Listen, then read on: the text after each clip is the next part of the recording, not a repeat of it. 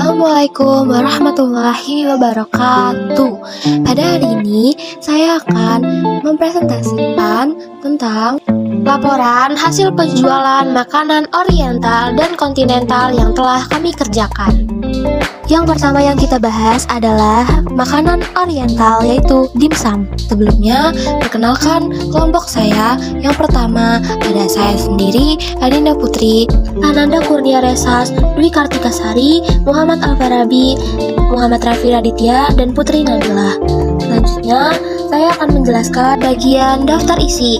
Yang pertama adalah latar belakang, yang kedua alat dan bahan, yang ketiga cara pembuatan, yang keempat ada perhitungan keuntungan, dan kelima kesimpulan. 1. Latar belakang.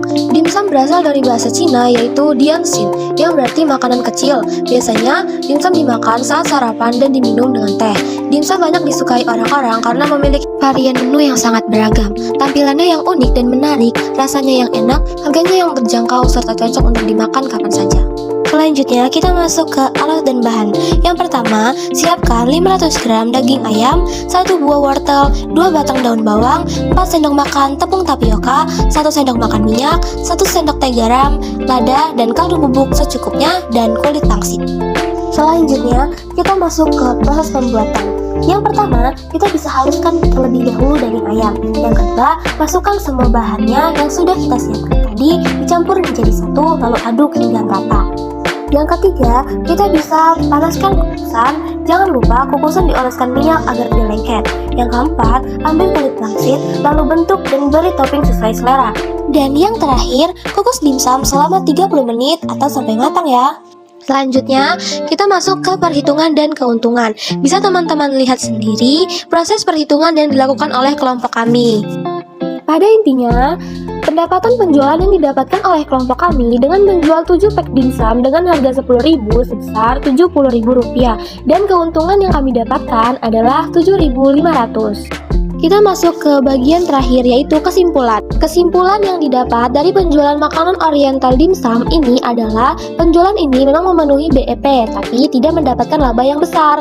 Dari ide kewirausahaan yang sederhana ini, diharapkan dapat memberikan pengalaman tentang mencari peluang usaha, dan semoga dalam pembelajaran berikutnya hal ini dapat ditingkatkan lagi sehingga dapat mendapatkan keuntungan yang lebih besar. Dan selanjutnya, pembahasan kedua, makanan kontinental, yaitu churros. Setelah itu ada daftar isi. Yang pertama latar belakang, kedua alat dan bahan, ketiga cara pembuatan, keempat perhitungan keuntungan, dan kelima kesimpulan. Latar belakang.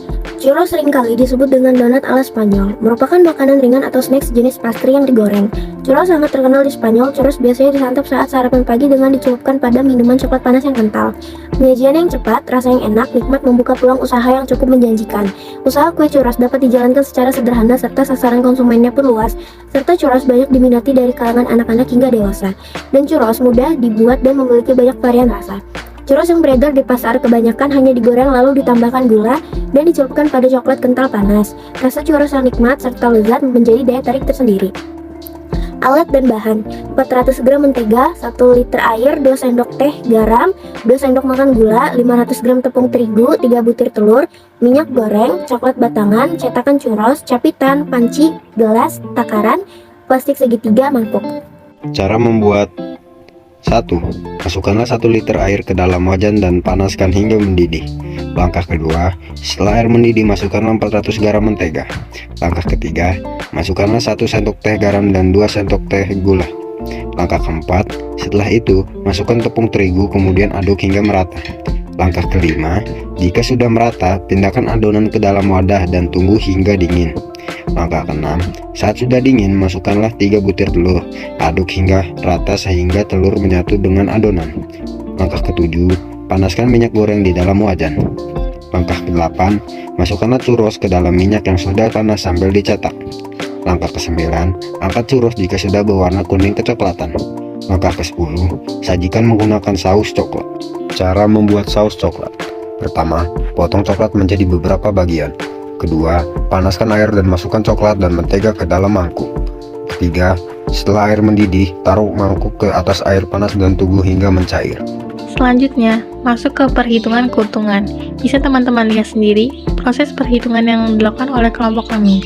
Pada intinya, pendapatan penjualan yang didapatkan oleh kelompok kami dengan menjual 25 pack churros dengan harga 10.000 sebesar 250.000 dan keuntungan yang kami dapatkan adalah 125.000.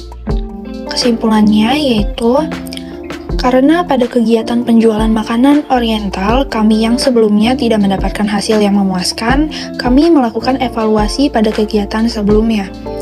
Sehingga pada kegiatan kali ini kami bisa mendapatkan hasil yang lebih memuaskan dibandingkan kegiatan sebelumnya.